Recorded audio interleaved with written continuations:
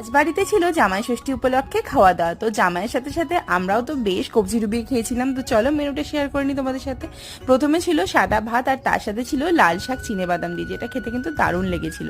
এরপরে ছিল ডাল আর তার সাথে ছিল গরম গরম বেগুনি। জামাইয়ের জন্য অনেক রকম ভাজা ছিল, বাট আমাদের সকলের জন্য ছিল কেবলমাত্র বেগুনি। তো এরপরে ছিল সর্ষে পার্শে।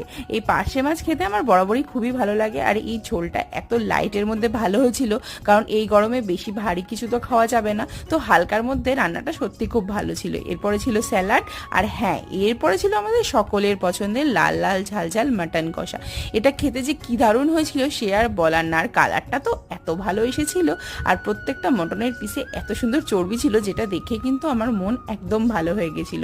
মটনের ঝোল আর তার সাথে মটনের আলু আর নরম নরম মাটন থাকলে আর কি লাগে বলো। এরপরে ছিল চাটনি, পাঁপড়, মিষ্টি, আইসক্রিম। যদিও আমি এগুলো কিচ্ছু খাইনি, এই খেয়ে আমার পেট ভরে গেছিল।